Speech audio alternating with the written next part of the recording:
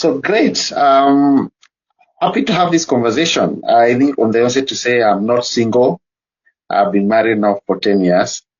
However, I have lived all my life of working life among singles, largely students and young graduates who are exploring this question of singlehood. And so I'm very delighted to also come share with us some of the reflections, both what I've learned, but also from the Word of God, and also get a chance to hear from the wisdom of each other in terms of how to thrive in singlehood. So my name is Cephas, and I'm such a joy to be here. Um, now, I would have wanted us to do some exercise, but I think time will not allow because I am very committed to have some good time for question and answers. So we may not be able to do that. I wanted us to do some mentee exercise. But maybe for those who are able to, one of the questions I had for the mentee is to hear what comes to mind when you hear about singlehood. What one word describes singlehood for you? If you're able to type something on the chat, I will be happy to interact if you're able to say something. But I'm not able to do the exercise. I have a few questions that I wanted us to talk about, but we may not do that for now. But I want to go right to this subject and talk about why are you single? And I know there are people who are singles here. Why are you single? As seriously I said, it's about living alone. And I can keep on. Let's make it interactive. I know some of us we have never. I was trying to answer the question: when does singlehood begin? Is it an age? Is it an expectation or a feeling? Because my children, who one is 8, another one is 4, are they single? High school student, are they identify themselves as single? And I think that is a very important question to ask. At what point do you say I'm a single? I think it's a combination of these three: age, expectation, or a feeling. An age, for example, in Kenya, when you leave college and you start working, I think that is when we consider you a single person because there's some general expectation. I go to the next thing about expectation that at that point you're either dating or you're already trying to settle in a marriage or something like that. Or maybe it's a feeling you feel at a point you get and you feel, hey, I'm single. I think you feel like there will be I need to be with someone, but you can tell you associate yourself with being single. That's a very interesting question to discuss, but we may not. But why are you single? I know in this team we have different categories of singles. One is by choice, whereby some are saying marriage is not my thing. So you're single not because there is no one to marry or because time has not come. It's because by choice you think that marriage is not your thing. And maybe that's something we want to hear why.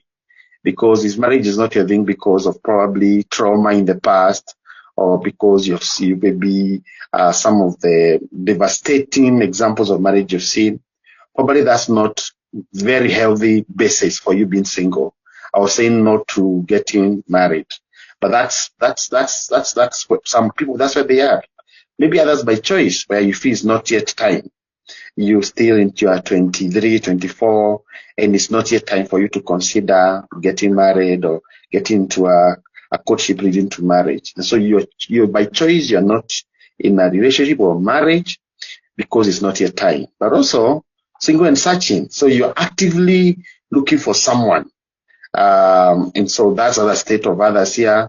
Others is circumstances. So that probably is that there's no suitable partner yet. You're ready, you've been ready for the last 5 years, for the last 10 years, but no one has come your way. And that again, you find yourself single. But also circumstances like you're healing from a heartbreak. You may have just come from a heartbreak and you're in that journey of healing. And so you're not open to something like that because, you are, because you're going through a heartbreak. I see someone say they want to enjoy their hard-earned money alone before someone else come and want a stake of it. So those are reasons. So Why are you single? If more people could respond, why are you, especially those who are single? Why are you? Which one of these do you associate yourself with? Um, you can just put in the chat. I hope it doesn't expose you too much, but if you're free, you can just say in the chat, why are you single? Or what category do you fall in what I've described as possible reasons why you're single? Someone is single. Looking at in a chat, anyone saying something? I want to that I can see. I read a few. As a result of divorce. Anyone else want to share?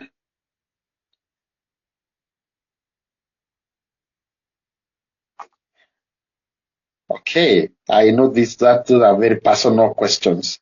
So don't feel under pressure if you're not ready to publicly share. That's what menti.com would have done as well.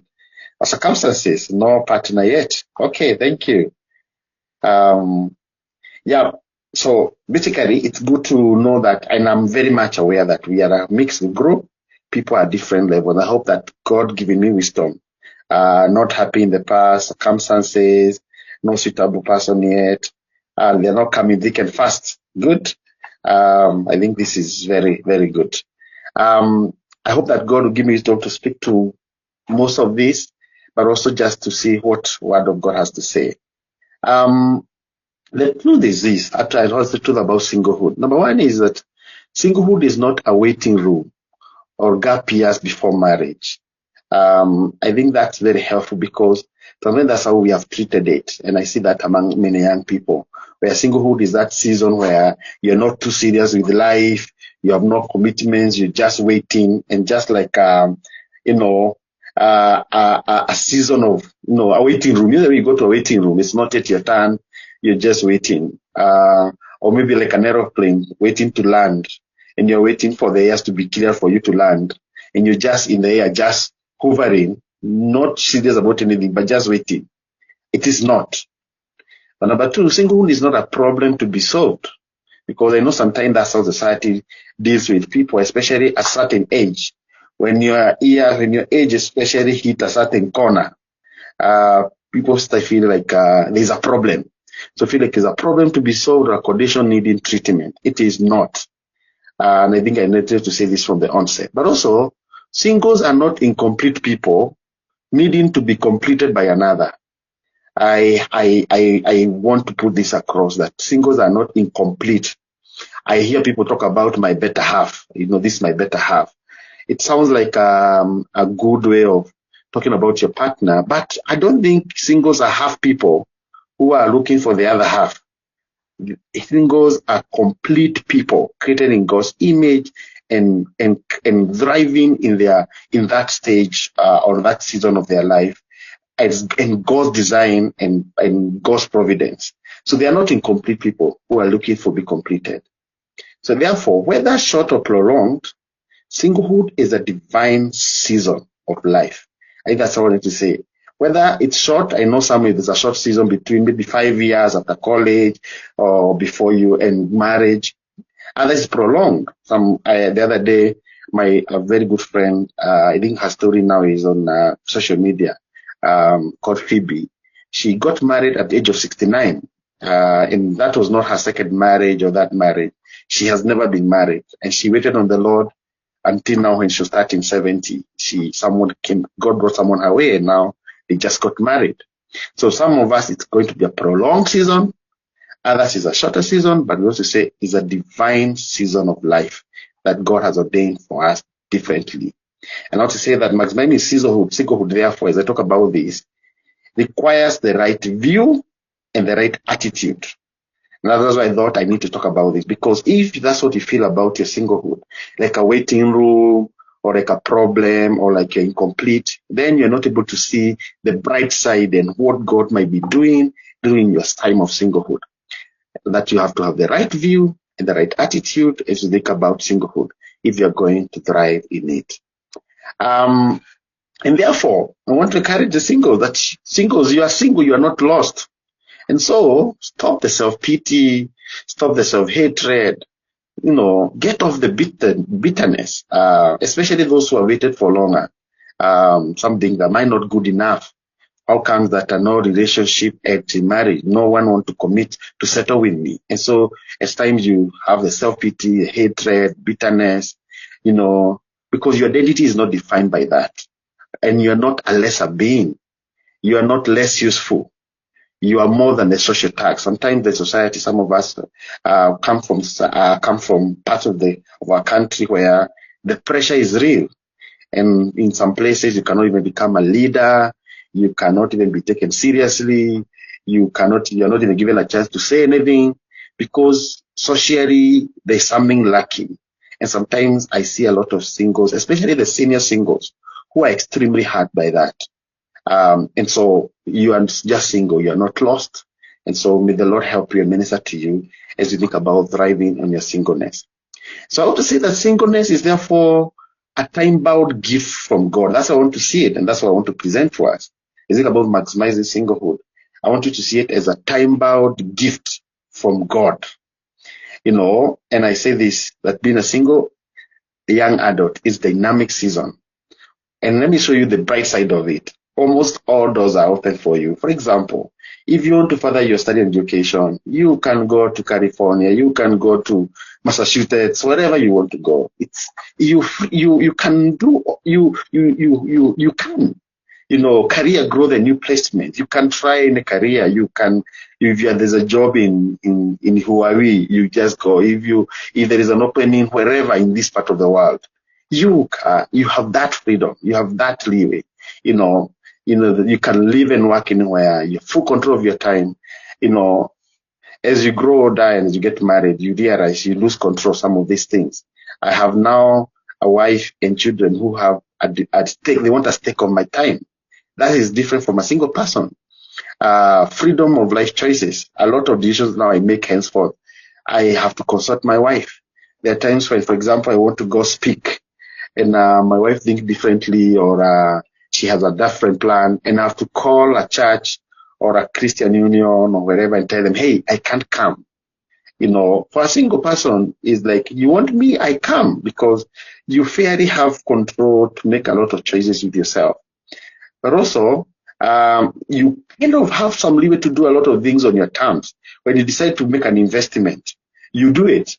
For us, we are married, you can decide to make an investment, and if your partner does not agree, you are going nowhere. And actually, you should not proceed if you can't agree. So this other side is a gift.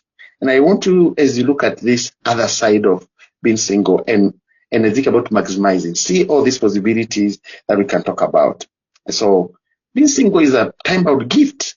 Some of us is a short time, maybe 5 years, where you're single and finally get married. Others is a longer season of life that you're able to do that. And really, it's going to be different for all of us, but see it as a gift from the Lord. And I think when you see it, you start now thinking of how you can maximize on it, rather than self-pity and hating yourself and always learning hater-scatter, looking for how to fix it. But it has challenges. So I'm not oblivious about the challenges that comes with being single.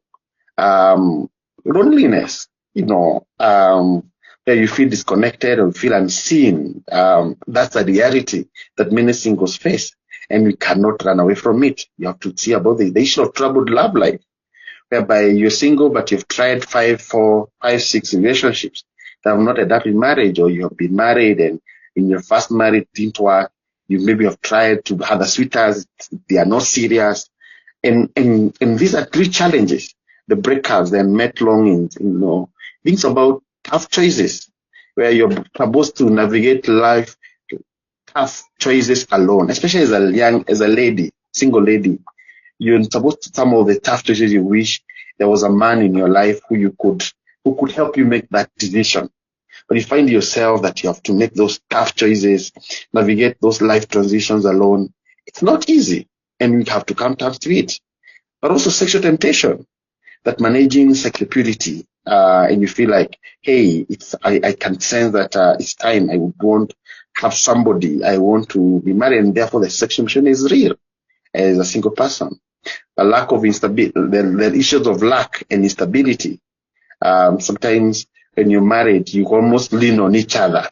When one is going down and you're struggling, you can lean on the other person, and partners lean on each other in different seasons of life.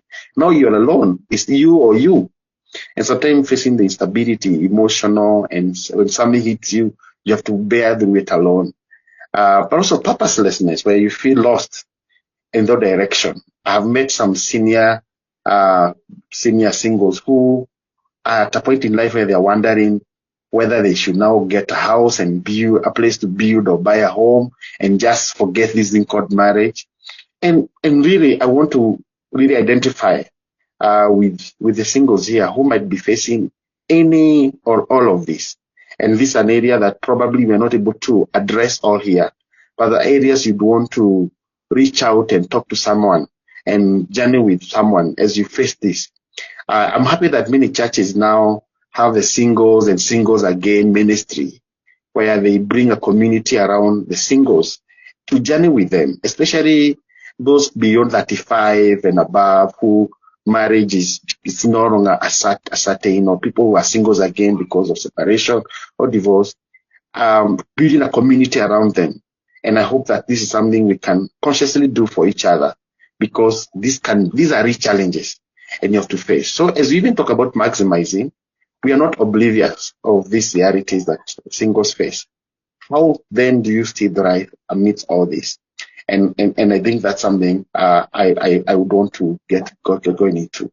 So what does the Bible say about singlehood?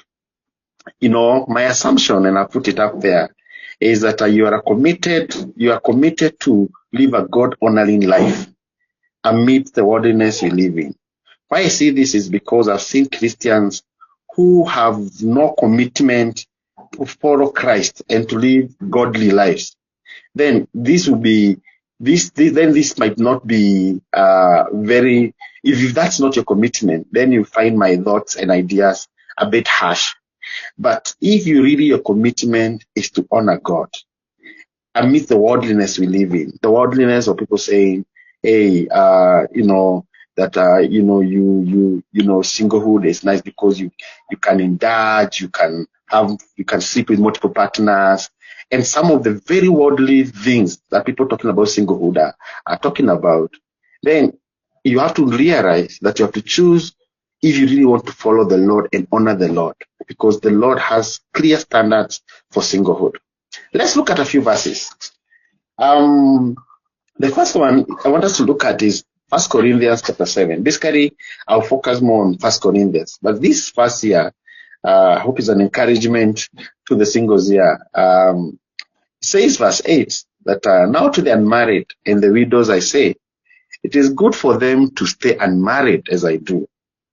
Verse 9 says, but if they cannot control themselves, they should marry, for it is better to marry than to burn in passion.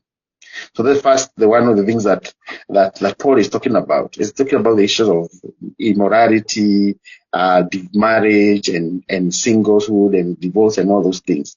So here's some instruction here. He's saying, actually, if you're unmarried, I wish you can stay unmarried like I am. I think at the time that Paul is writing this, he was not married. There are debates theologically whether Paul was unmarried the entire life, or whether there's a time he was married, and then maybe the wife, or they were no longer with the wife. One possible argument has been that for Paul to have been a member of the Sanhedrin, that there was a requirement for the person to be married, and it's probably that Paul was at a point married, and probably when he became a Christian, the wife did not, maybe the wife separated from him, or the wife divorced him. We do not know, but this is an area, for now we know at this point, we're able to say, Paul, at this point, he was not married. And he say, he wish you can be like him. But he says, but if you cannot control yourself, then you should marry. He's talking about voluntary singlehood. He's saying, if you are to choose, remember there is a voluntary where it is not you have chosen, it's a situation you are in. But he's saying, if it was to you to choose, I wish for you you remain unmarried. But if you cannot control yourself, you rather marry than burn in passion. But he says much more than that.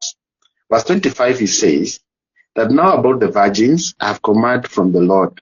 I have no command from the Lord, saying that Jesus may not have spoken about this directly, but he says, but I give a judgment as one whom the Lord's mercy is trustworthy. But he says that because of the present crisis, I think that it is good for a man to remain as he is. Are you pledged to a woman? Do not seek to be released. Are you free from such a commitment? Do not look for a wife. But if you do marry, you have not sinned. And if a virgin marries, she has not sinned. But those who marry will face many troubles in life, and I want to spare you from this. Okay, you can see what Paul is saying here. Let's go on. What I mean, brothers and sisters, is that the time is short. From now on, those who have wives should live as if they do not. Those who mourn as if they did not. Those who are happy as if they were not. Those who buy something as if it was not theirs to keep. Those who use things in the present world as if not engrossed in them. For this world in its present form is passing away. Hope you can see Paul's reasoning around the issue of the singlehood. In verse 32 he says this: I would like you to be free from concern. It was his argument that an unmarried man is concerned about the Lord's affairs, how he can please the Lord. But a married man is concerned about the affairs of this world, how he can please his wife, and his interests are divided. An unmarried woman or virgin is concerned about the Lord's affairs. Her aim is to be devoted to the Lord, both body and spirit. But a married woman is concerned about the affairs of this world, how he can please her husband. I'm saying this for your own good, not to restrict you, but that you may live in the right way, in undivided devotion to the Lord. And therefore he says, verse 36, if anyone is worried that he might not be acting honorably towards a virgin he's engaged to, and if his passions are too strong, he feels he ought to marry, he should do as he wants. He's not sinning.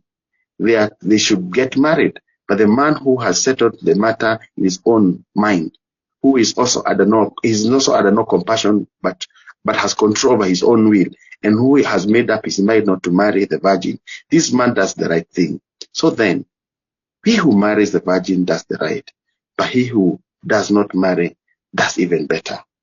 So that's Paul's argument. So, in fact, as you look at this then, you feel like, why is Paul then saying this? Because an earlier chapter, I think in a few chapters earlier, he's talking about the glory of marriage, how the marriage is a representation of church and God. Now, he's actually saying, by the way, you don't have to. In fact, you're better off without. And I think this is very interesting, especially think about mastering singlehood, because we live in a society where singlehood is seen like a problem to be solved, and I said earlier. But Paul is actually saying, you're actually better off, and very interesting. But of course, he gave a caution that you don't do this unless you're able to abstain, and unless because it's wrong for you to become unmarried and burn with passion.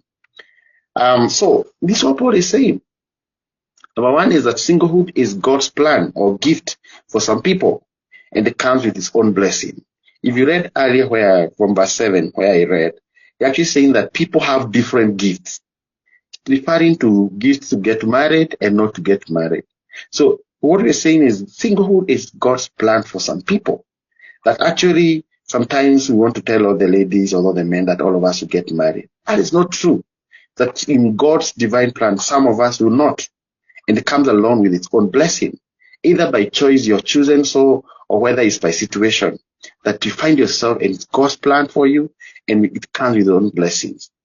But the other thing Paul is saying is that you don't have to be married to fulfill God's purpose. Because that's sometimes how it's made to feel, that how will you fulfill God's purpose? Because the purpose is almost seen that if you get a wife or a husband and get children and leave an inheritance, some people even feel like, why work if I don't have children? You feel like your work is worthless if you don't have a family and children. That is not the case. The Bible does not say so. You don't have to be married to fulfill God's purpose. You can live a God-honoring, even a more God-honoring life throughout your life, even if you have to remain single the rest of your life, as a single person, because you don't have to be married to fulfill God's purpose.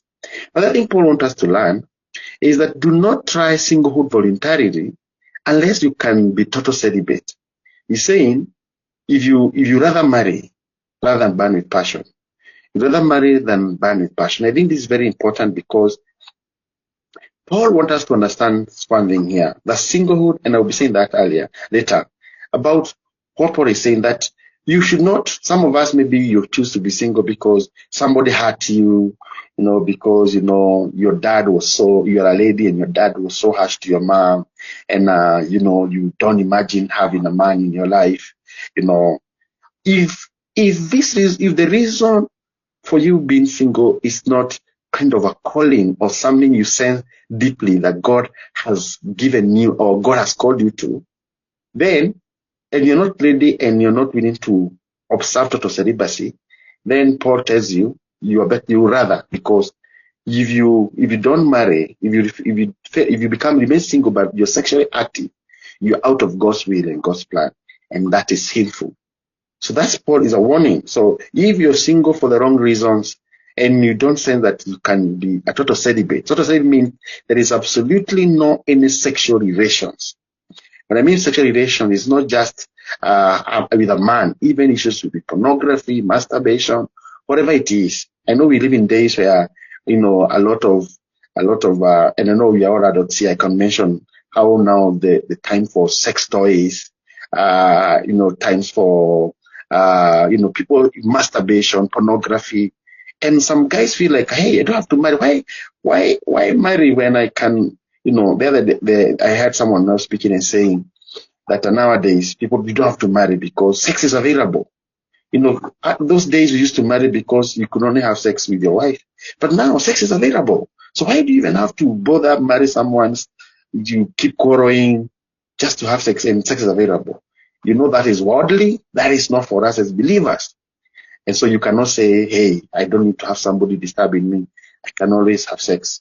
And so Paul says you only go for singlehood if you're ready for total abstinence, celibacy. The other thing you want to say is that marriage is not an automatic solution to all your singlehood problems.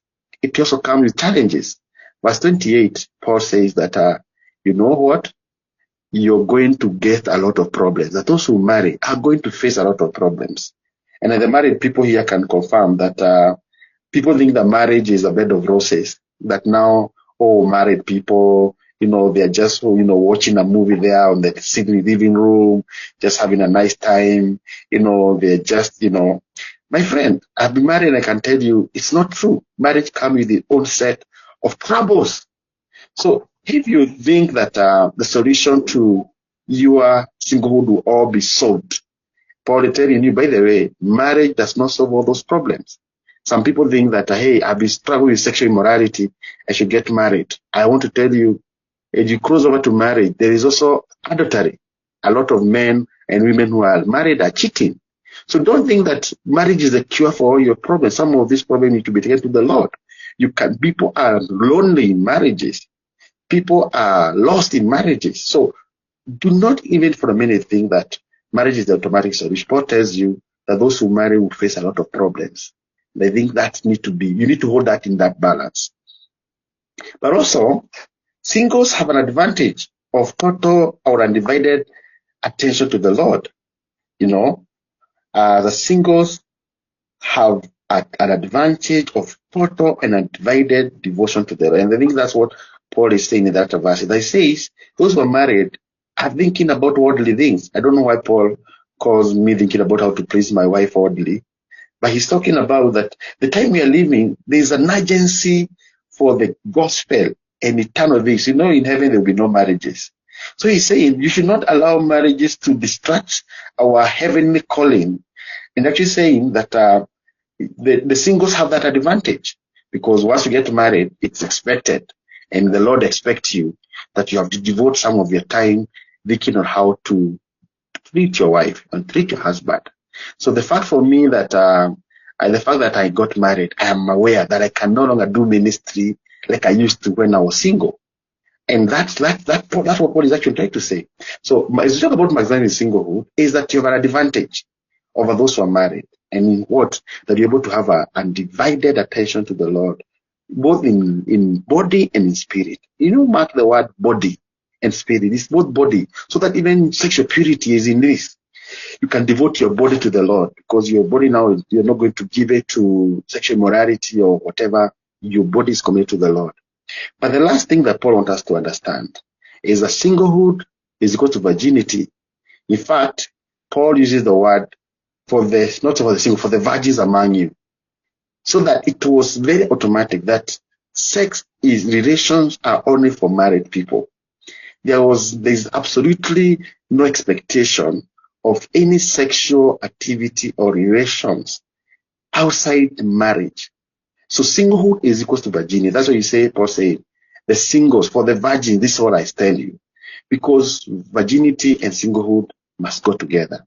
Why I say that is because as people who are single, we live in a time when now people think that sex outside marriage is normal. After all, I'm not like an LGBTQ, so that you feel like a lesser sin. I want to say this, that however much the world has become perverted, God's standard remains the same, that sex is for marriage. And in singlehood, there is no any iota of sexual relations, whatever kind, whether it is whether it is pornography, masturbation, sexting, caressing, whatever it is. Singlehood is equal to virginity and sexual chastity. And I think Paul wants us to get that very clearly from his sharing. So, of course, Jesus also talked about that, about people, the eunuchs, talking about eunuchs who are as a result of choice, or others were made, and he say and talks about that. And I think, I know I am moving very fast because I want to free a few minutes at the end. So please, you have one thoughts, you can add the by the thought. This will be one of very rich scripture to look at. So you can see what Paul is talking about singlehood as a blessing, as a gift, and also setting the conditions of what it means to be single person. So how then do I thrive in singlehood? A few thoughts from me. One is to seize the moment. Remember, I said at the beginning that is a time-bound gift from God. So seize the moment, make the most of it, and have a few thoughts here. Number one is personal development. Grow your character, skills, healing. For those who are single, some of us have gone through a lot of trauma.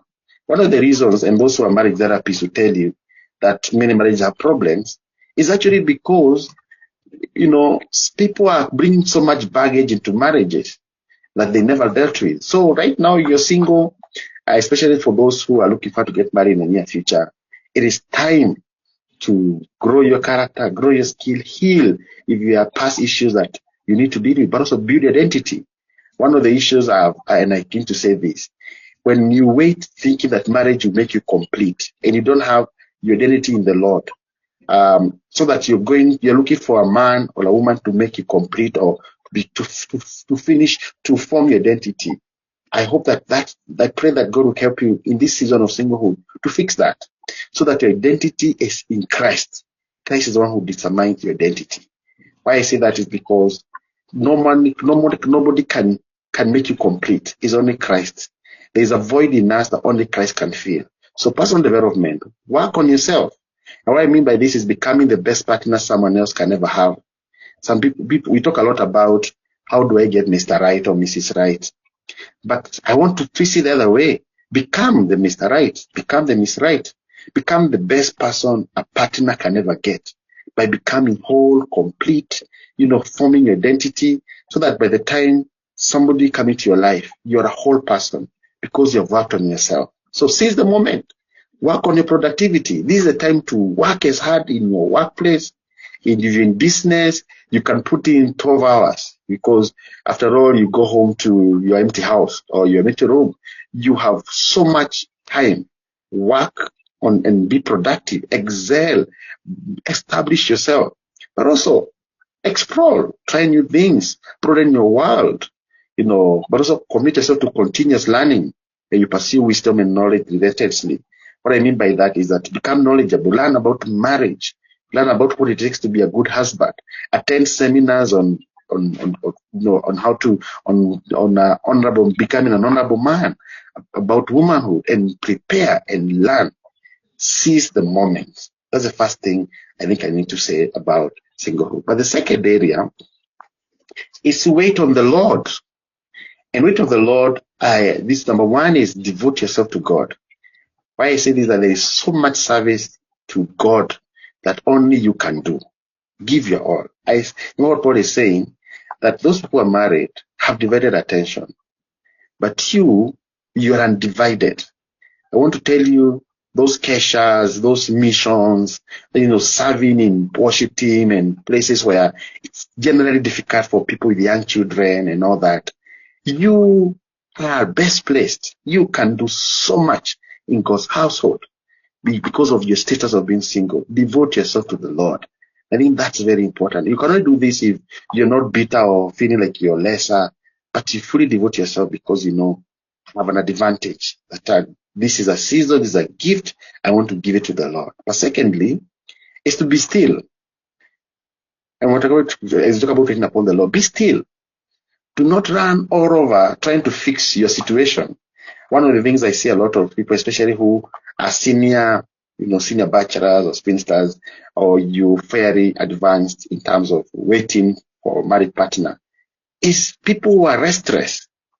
Even you change your dressing, thinking maybe I need to dress more scantily, maybe I need to start going to this place, maybe, and you see every man now as a potential, so you're all over, and you're restless.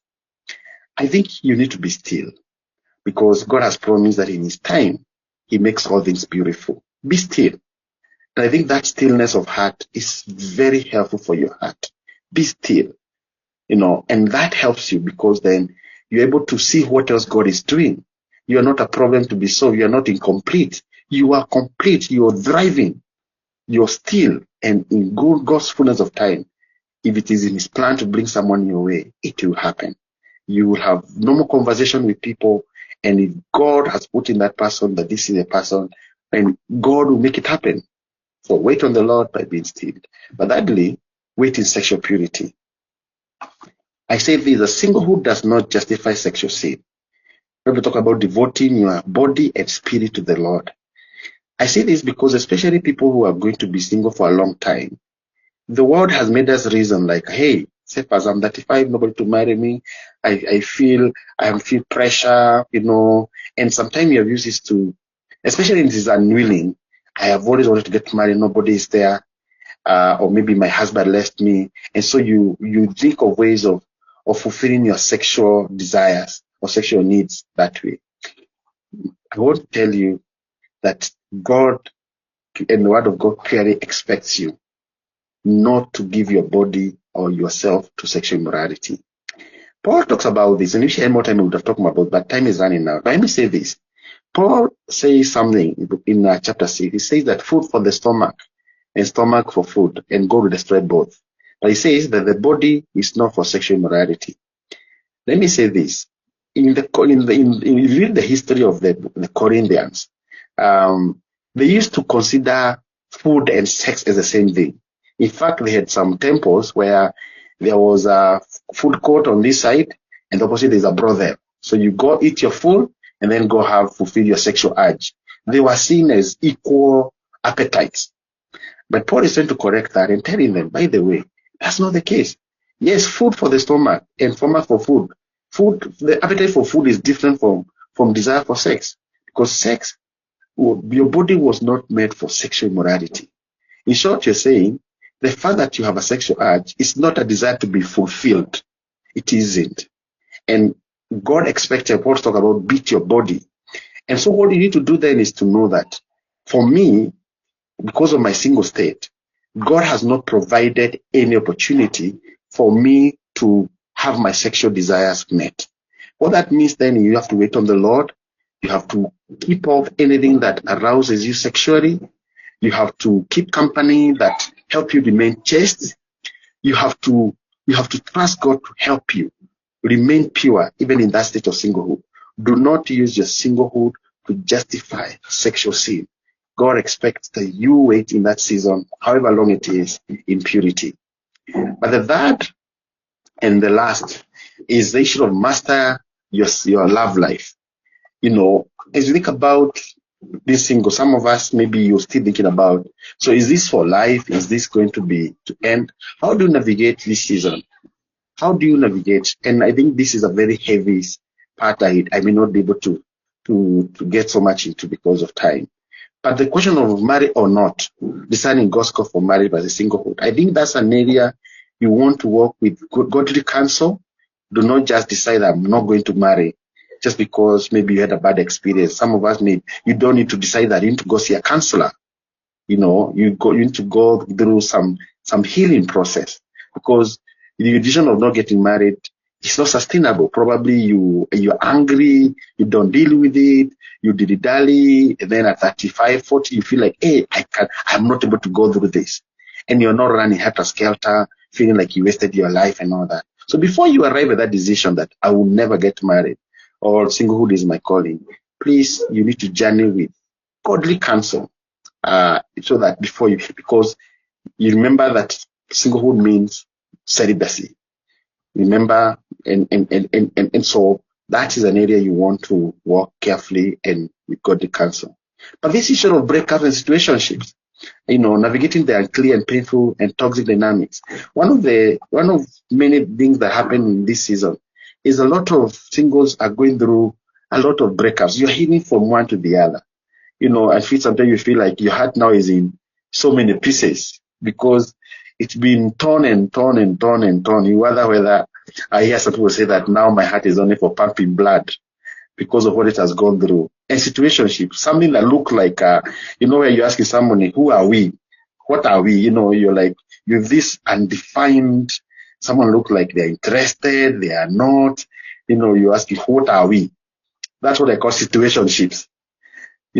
How do you navigate? And I will mention a few things probably, and I think that's actually the other thing, issue of crush and infatuations, where you have feelings and hearts are real, but then that need wisdom, because sometimes when you're in that state of anxiety, you see somebody, you have a feeling for them, and you feel like, is he the one? And so you are from one crush to another infatuation, and sometimes you invest emotionally, and then boom, the guy says that the guy gives you a wedding card, and you're devastated for a few months. Then, as you're trying to arise, a praise and worship member greets you nicely, and then you feel like, hey, this guy, and then you realize that guy is not serious. So you go through so much. And I think my advice is on the last point here when I say here about guarding your heart. The book of Proverbs 4:23 says, above all else, guard your heart. I think as a single, you need to avoid overly exposing yourself for hurt. What I mean by that is, for example, what are you watching? What are you watching? You cannot be watching romantic movies and sensual stuff in that season, because it will only trigger sometimes very very serious drives of other sexual desires and such that will just expose you. But also, even as you think about friendship, when the moment you start being intimate with a man and sharing deeply, intimately, you expose yourself, you start thinking that this guy, we can become something, and you expose your heart, then you realize it's not happening. My advice for a single person is to guard your heart. And also guard each other's heart, because one of the things I do is that, especially for senior singles, I beg all men and also all of us in the name of the Lord, don't play around with them. Don't play around with their emotions. Because the moment you start showing some extra care and some extra, accommodation, as if you are up to something, you just mess up with them. So especially men, we are prone to this where we enjoy flattering with ladies. Don't do that with a senior single, because you plant thoughts and ideas and you just keep hurting them and messing them up. I think that's something as a body of Christ, we need to take care of each other. If there's a brother who likes tethering girls, especially men, tethering, where there are so many single girls you are playing around with. They are all around you, and they are all thinking they are the ones. I think such brother, we need to rebuke them in the name of the Lord and tell them, stop it. What you're doing is not right. Stop tethering. You know, tethering is you kufungia ng'ombe. It can't go far. It's just loitering there. And you see a man who is making 4 or 5 girls, they are just loitering there. It's unfair. It's ungodly. Stop it. Don't play around with people's emotions. And I think I don't know how much I can emphasize that. Just the issue of choosing the partner, I think God also need to help you. Sometimes because of panic, you can rush. But do not leave any stone unturned as you choose a partner. However much you are eager to get somebody, don't be in a hurry to settle. You know, take your time, consult widely, talk to godly counsel. Don't try to fix it faster. We fearing that they will go. My friend, there's a Nigerian proverb that says that if you love a bird, you know, put it on your hand and with an open hand. If it flies, it was never yours. If it come back, it was yours. I think that fear of losing sometimes make us haphazardly get into relationships that end up maybe in marriage, and those marriages break. My so much pain, and I see very young marriages breaking. And you can tell these people did not do, it's not that something abrupt has happened. Is that they were just in a hurry to get married. So the issue of choosing, Mima, is a covenant. Dating meaningfully, and I could talk a lot about this. Red flags, be able to identify red flags if you're dating that season. Learn red flags. One of the things is don't take it for granted. If a guy tells you something, or your lady or your partner says something that you find off, pursue it. You know, visit a couple, a married couple, and let them ask you questions. Sometimes a lot of discoveries are done at that point. Of course, issue of planning to marry, preparing spiritually, emotionally, and financially.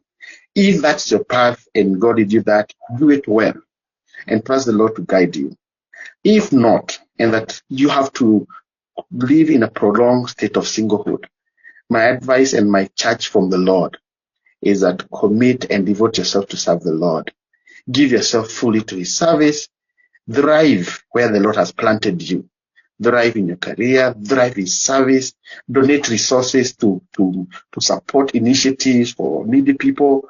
You don't have to feel like your job is not worth it because there is nobody to inherit you, or there is no child to pay school fees. You feel like it doesn't complete you. There are many children who would be so happy to have a sponsor, who can support them through school. There are many courses that need people to do. So your work can be meaningful even when you're not married. You can live a meaningful and even a very purposeful life wherever you find yourself single. So I want to stop at that because time is running out. We are only 13 minutes to the top of the time we had agreed. And I want to honor that and give some time for questions, answers, and comments. So thank you so much. I want to end at that point. Sorry for rushing. I really needed to give a few minutes